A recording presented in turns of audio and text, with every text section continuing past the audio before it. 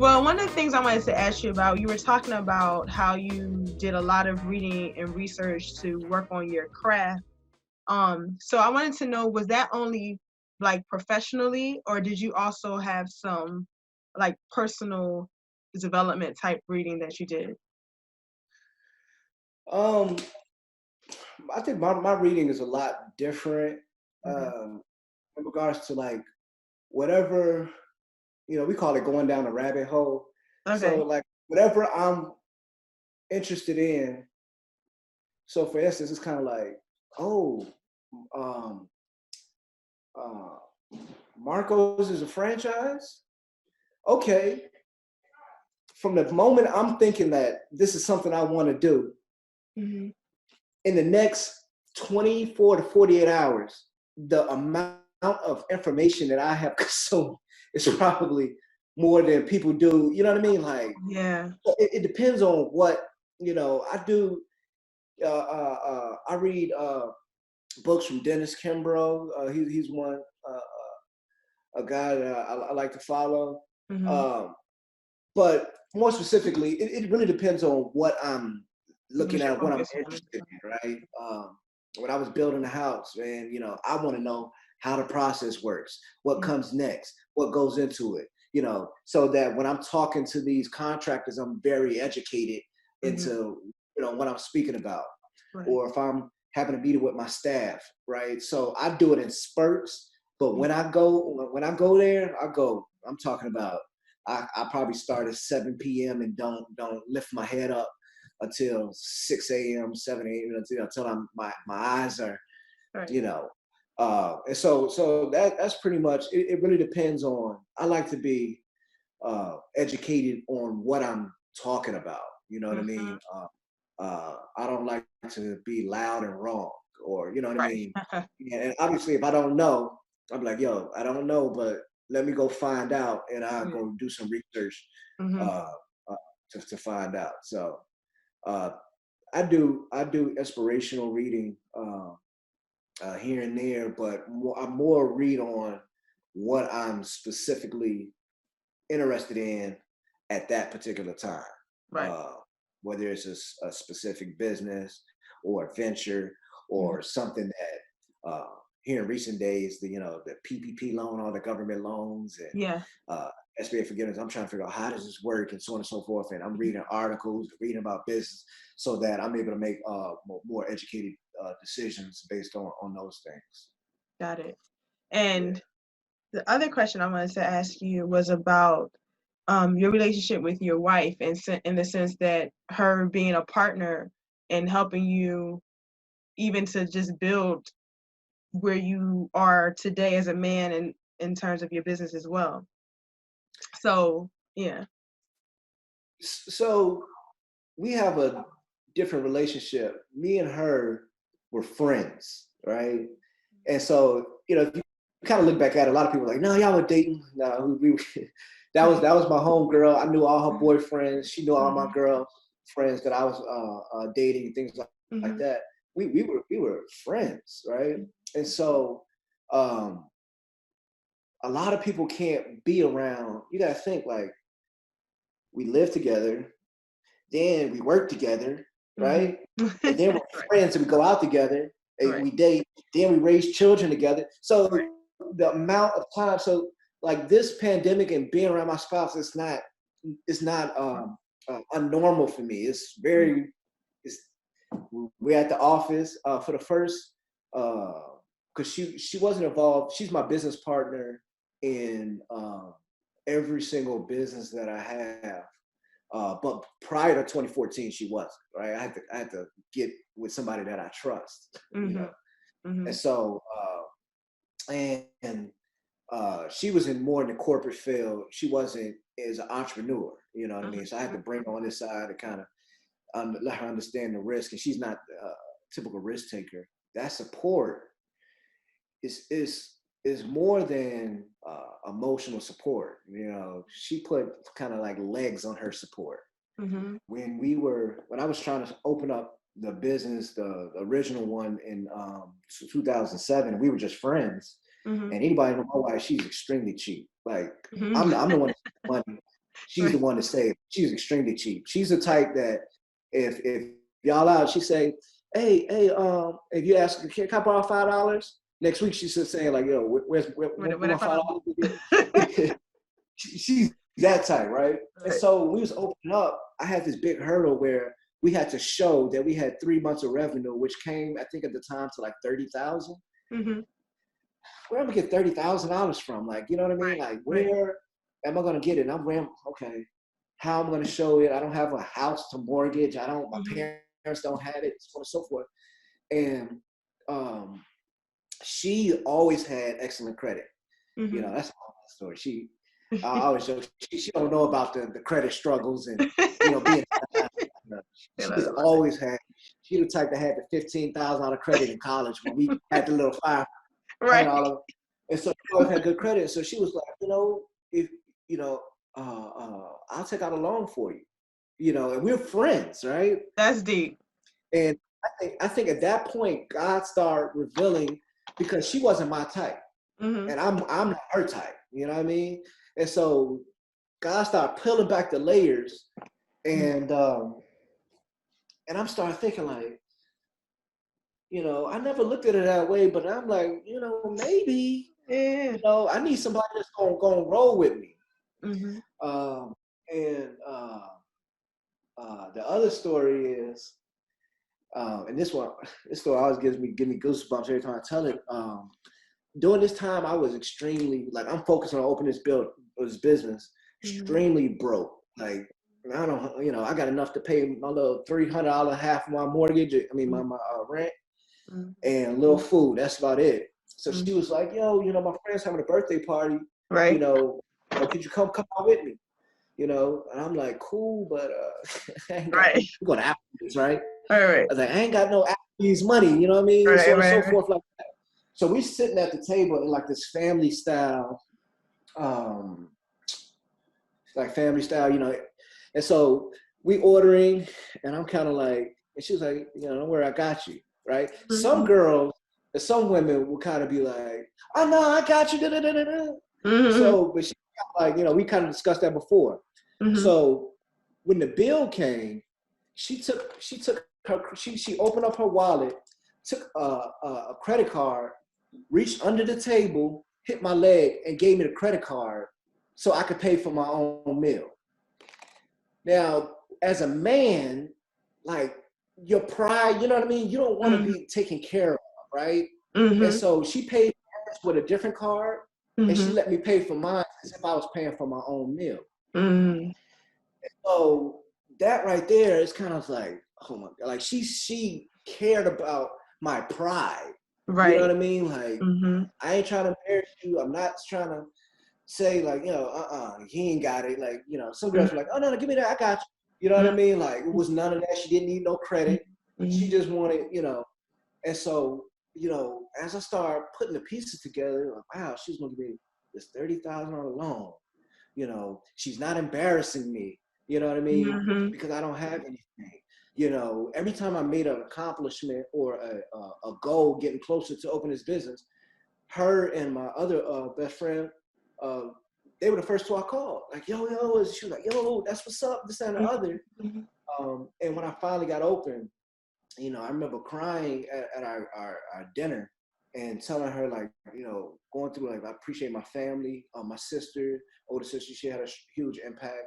Boy, Milk, you know, he had an impact. And so I remember going down and talking about everybody who had a huge impact, and like thinking of like knowing that I won't be here without them, their help and their assistance. And that night, I remember she's, you know, I was talking to her and I was like, you know, I really love you as a friend, you know, yeah, that kind of thing. And I already put the pieces together, like, right, like this is the one. This the one. Right. You know what I mean? But I don't want to ruin this friendship. Right. Because you know, we're coming back from that. Once you go down that road, it's gonna be awkward. It's gonna be weird. You know what I mean? I don't want to go back down that. So I'm just like, you know, I left myself enough room that if she played me, I could. Man, I was saying that. So I sent her this long message and saying, like, you know, I really appreciate you helping me get to this point. I appreciate all your support. this, that, and the other, you know, trust me, anything you need, we, you know, I'm gonna do great, and so on and so forth. Because as a 20-year-old, anybody talking about open up a business, you kind of like, yeah, okay, whatever. You know? Right. And so my parents came down. They drove from Chicago for the dinner. Mm-hmm. And the day after, my dad came, and he was like, Brandon, you ever thought about, Right. I already put the pieces together. Yeah. You ever thought about, she's such a nice girl. Mm-hmm. So it's more confirmation. I'm like, okay. Mm-hmm. So I got to say something. So I sent her the long message, and she responded, and she said, check your honesty box. You remember honesty box at Facebook? Oh no. So I'm Facebook, sorry. Facebook, it's like 2004 or 5, they had an honesty box where you could type people's secret messages, and then you would never know who it come from. You just know that you got, you know, a message from somebody. Yeah. So she said, check your honesty box. 3 weeks prior, she sent me a message, I'm so in love with you, this, that, and the other. And Are so you serious? It was like, you're like, yeah, I did. And so I guess you've seen it. I seen it, but I guess we didn't want to ruin the friendship. And so, you know, that was like August. I proposed in April. We got married that July. You know, we got married. Yeah, we got married a whole year before we had the actual wedding. You know, we didn't tell anybody because we wanted to keep it authentic, but you know, everything moved quick, but it was nothing else to think about. Right. And it was like, you know, I'd rather not take this journey with anyone. And that proved to be the case during your lowest moments, you know, when I was going through, and she was there for me. You know, she was kind of like, you know, well, we're going to get through this. You know, we're going to be all right, you know, and you understand what's important. And so, you know, she necessarily, you know, and then she started her medical billing and coding company, which that has taken off, and she's doing extremely well with that. You know, but as far as a partnership, you know, and just like any other husband and wife, you know, we have our arguments and quarrels and things like that, but you know, that's like my road dog, man. That's my you know, that's my best friend, you know, outside of the romance and the kids and the you know, mother and all that other stuff. That's you know, she's a large part of the reason, you know, and even because people didn't know I was already married. So I have friends of mine coming to me saying, hey man, you ain't getting no prenup? Prenup? I wouldn't be here. I wouldn't be here if it wasn't, you know what I mean? I wouldn't be at this stage of my life. And that's just a good feeling to have, and it's a good thing to have. And, you know, I always cherish it. And, you know, and for, since like 2010 or 11, I was always saying, what do you want to do? Because I wanted to give her the same thing she gave me. Right. Just tell me whatever you want to do. Let me help you the way you help me. Whatever, you know. And she was like, I don't know, you know, I'm good working in this corporate field. I was like, no, what is it that you want to do? Yeah. Because I wanted to invest so much in her dreams, just like she invested in mine. And it's been a beautiful journey. And the story is not, you know, not nearly being finished written, right? We still in this together, but it's just knowing that when, not if, but when the trials and come and the tribulations and all that come, that you have that huge support system. Yeah. And they're not necessarily worried about the things. They as long as we got each other, you know what I mean, we can do this again because we have, right? So I think she was extremely instrumental in where we are today. You know, I attribute a large part of my business success to her, because even if she wasn't necessarily doing the work, you know, I don't get to where I'm at without, you know, saying like, listen, man, I got to go out for a conference for 2 weeks, and her not holding the fort down, or you know, early on, listen, we got to take out this loan, and I know my credit wasn't at the point at that time, you know, and she's like, okay, you know, here it is, it's nothing, let's go. You know what I mean? I don't get to where I'm at without having that kind support system. I could literally go on and on, about how she helped me, and was very instrumental into where I'm at today. And that's the same thing I'm doing now. I'm trying to reinvest, I'm still trying to pay that debt back, she can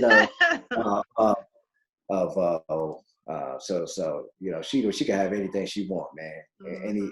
Anything she said, but she don't want anything. Right. I'm like, what you want? You want some Louboutins? What you want?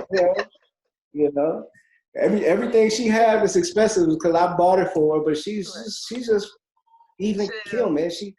She cares about friendships. She cares about relationships. She cares about family. You know what I mean? All the stuff that's important. You know what I mean? But that's my girl.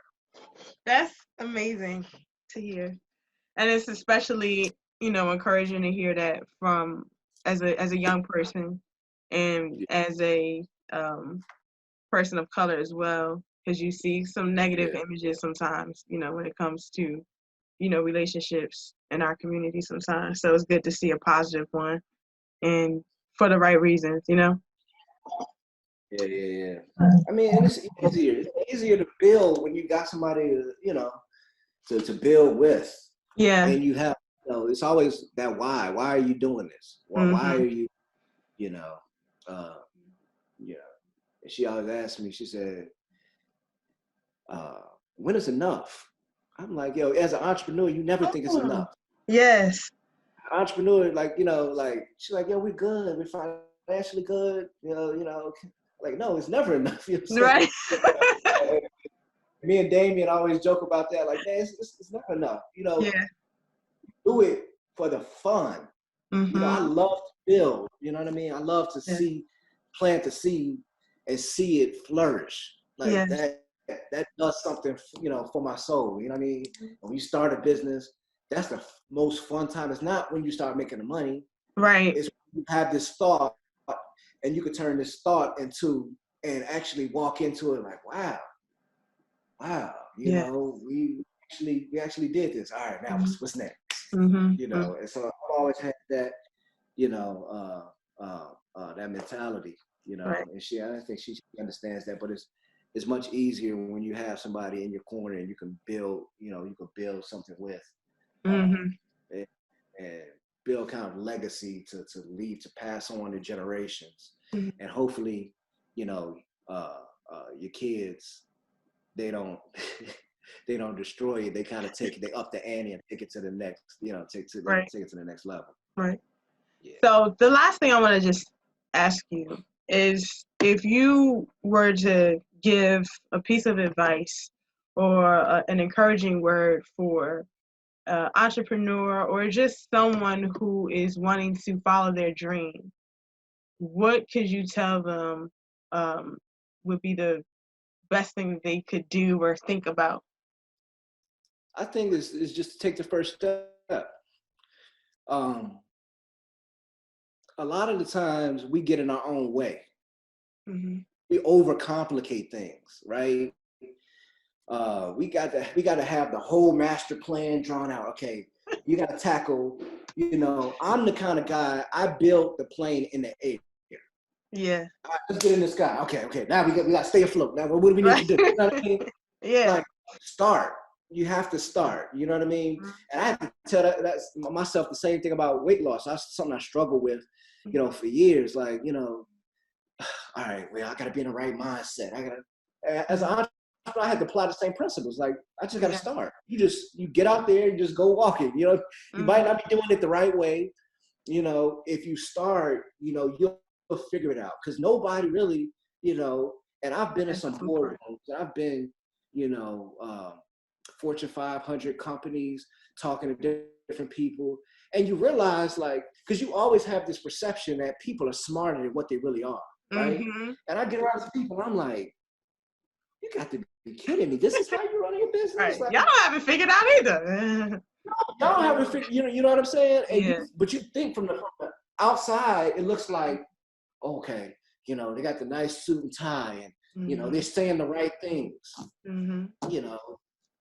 You just have to start. If you you have the idea, you start. You got to take and understand it. Being an entrepreneur does come with risk. Yeah. There's rewards as well. There's plenty of times where I went months and months without getting paid, right? But that's a part of the process. Right. That's a part of the process, right? You have sometimes you're crying to the bank, and you have sometimes you're laughing to the bank. You know what I'm saying? You just I can't believe that sometimes you're like, oh my gosh, yo, made another payroll. Right. That's what entrepreneur is all about. Like you just have to start. And if you start, and you're invested in it, you'll figure it out. You definitely will figure out how to navigate, and then also understanding the people around you. That's extremely important. The people that whether it's business partners, whether it's employees, you're only as successful as your team. And you don't do things by yourself. You're not it's not a one-man show. You're only successful as the people that you have around you. And when you achieve success, you bring your team with you. You know what I mean? Like you elevate everybody together. You know what I mean? So, it might sound simple, but my thing is just, I always say, like, man, if you got this idea, where it's a restaurant or, I want to open up a barbershop, go buy some clippers. You know what I'm saying? Go take the first step. Go look at the building. You know what I mean? Right. And that's how it, I'm not saying throw your plans out the window. You know what I mean? I'm not saying that at all. And we had a program that we were opening up for our business. And at this point, I'm kind of turning it over to my team. I'm like, okay, this is what we want to do. And they kind of, so we got licensed for it. I think it was like January, February. So now it's February, nothing happened. March, I'm coming to the team like, what's going on? Oh no, we don't have the right person, and we don't have the right process, and we're still coming up with the sheets. Okay. April. By May, I got frustrated. I said, listen, we're starting tomorrow. Right. We're starting tomorrow. We're not going to have it figured out. We're going to have to figure it out. And that first month looked crazy. You know what I'm saying? The second month, but by month 3, man, the amount of, I'm like, you have to take the first step. You have to, go do it and follow your dreams, and then trust that the rest will come, and know that your failures are nothing more than lessons. Once you fail, you come back to the table. Okay, this is where I went wrong, so on and so forth. I can do it this time. So if you're going out and you're trying, during this pandemic, my son, he didn't know how to ride a bike. So I'm like, perfect time to learn how to ride a bike. And he's very extremely cautious and very careful. Right. And he, likes to get it right. He's the type that he's a drummer. He's what he's good at, he's great at. Okay. But what he needs to work at, he kind of shies away, like, So he gets on a bike and, and I'm like, you're gonna fall. It's a part of the process. Look at that. That's scars from when I fell off my bike. When I was a kid. I was talking about, like, it's gonna happen. It's called battle scars. You're gonna happen, but then you're gonna learn, right? And my wife is always the one that want to catch. I'm like, nah, you need to let him fall. He needs to cry. He needs to understand failure, because that's gonna do nothing to prepare him. The people who never experienced failure, those people you should be scared of, right? Because they don't understand what it's like to fall and what it's like to mess up and what it's like. But once you fall or once you fail at something or you mess up, you come back to the table and you say, okay, where did I go wrong? And all right, let's go out here again. And understanding it's just a part of the process. That's why that Jordan documentary, watching this, it's like, man, it's something to marvel at, because he failed plenty more times than he succeeded, but people only see the success. They only see the finished product. They don't see all of the things that went into getting to that point. They come and say, okay, look at him. He's got a nice suit. He has a nice car, a beautiful house. Look at the family. Everything looks so perfect. Yeah, it's like, you have no idea. You have no idea what we're doing behind closed doors. It's the magic sauce, right? The failing and messing up and the arguing and the losing your mind and almost losing your business. It's a big pot, right? And it tastes good at the end, but it was a lot of ingredients that went into that. So, you know, I would just encourage everybody, like, you know, and then also understand entrepreneurship is not for everybody. You this know, is true too. Some people aren't meant to be. They're the good the captain. They might be the good first in command. You know what I mean? Understanding what it is that you're meant to do. You know what I mean? People have the tolerance for the type of risk. You know, so you just gotta once you understand yourself and who you are and what you want to accomplish, I think the rest of it will kind of align itself up. Yes, perfect. Thank you so much for talking to me today. I really, really appreciate your time. This is so awesome.